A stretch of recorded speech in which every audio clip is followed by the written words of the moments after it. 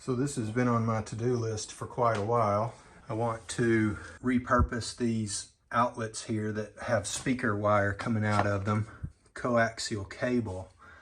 I want to repurpose those to electrical outlets and bring electrical power to this side of the wall.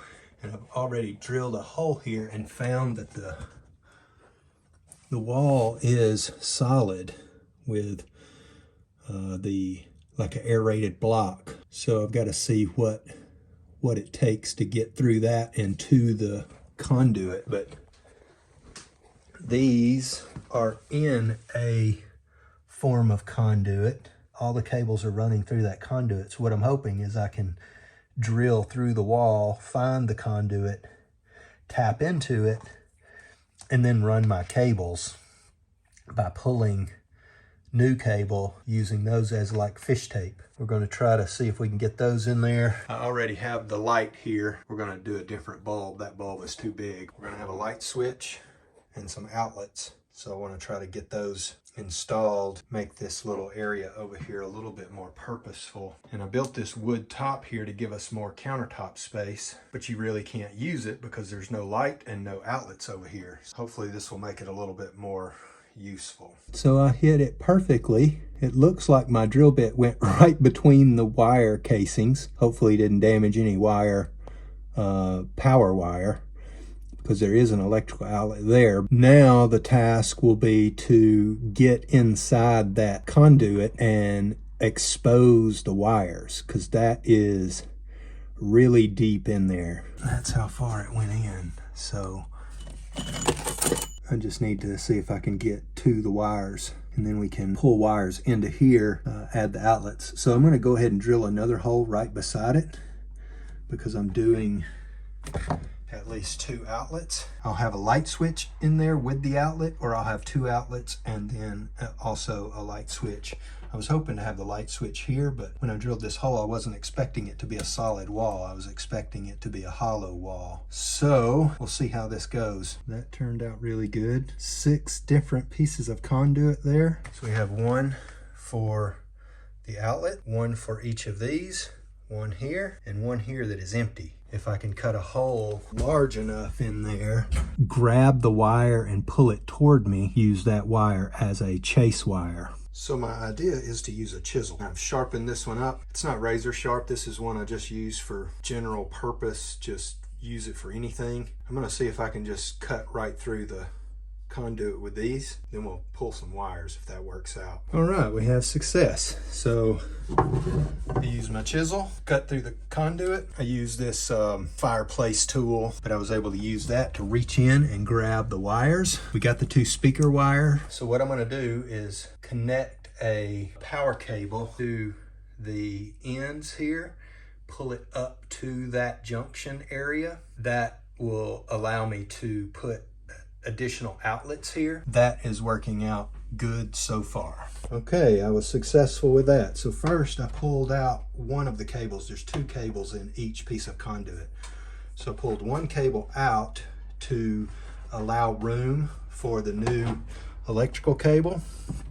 And then I just basically taped speaker wires to the electrical cable. I put soap on the cable. As soon as it hit the soap, it just slid right up. It was a little bit of a bind going into the box and coming out here because I'm pulling at such an angle, but it did okay. All right, so we have both cables going into the attic. 5-wire cable here. This is a cable coming out from the outlets down below. And now I've cut a hole for the light switches. And so what I'm going to do right now is try to get at just the right angle here and drill through to those holes over there. So that way I can run the cable over to here and get power to my light switches. So I'm running the 5-wire because that allows me to run power and also run actually 2 lights on separate switches. I can have 2 lights here. It all be in 1 cable, so I don't have to run multiple cables. So I'm going to drill that now and see if I can make that hit the hole just right over there. Well, that was a successful drill. Came out perfectly. So that's the wire coming from here now. So now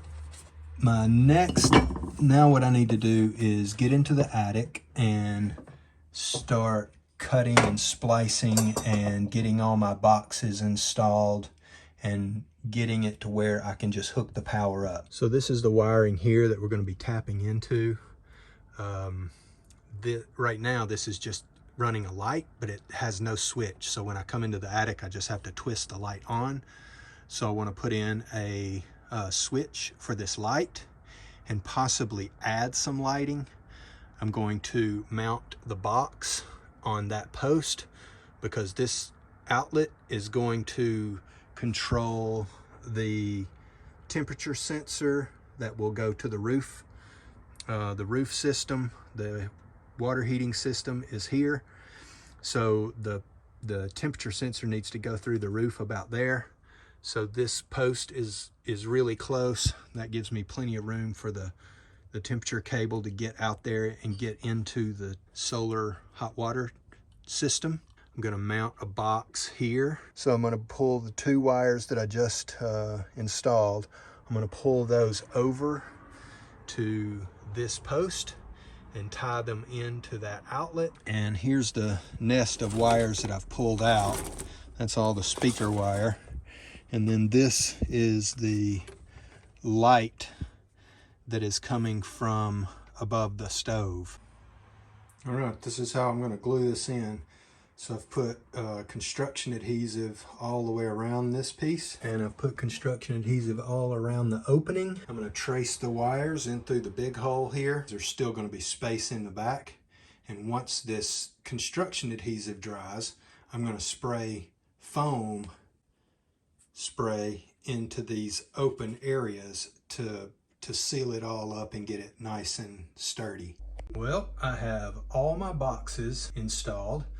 These three are done, and now the adhesive just needs to dry, and tomorrow I'll do some spray foam in the holes inside this one, and then I can just go around the edges of these, and then where the wires come through I can squirt just a little bit in there.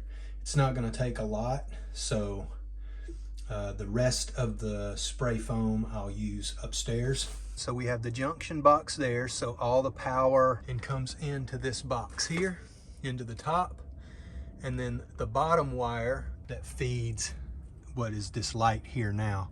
So it feeds this box, which feeds the light, and I'm going to put a light right here where it's hanging, and I'm going to put a light over there. So that light will light up my water area here, and the light that hangs right here will light up the entryway of the stairs and all this surrounding area. I'll have an outlet over there, or I'll have two outlets here.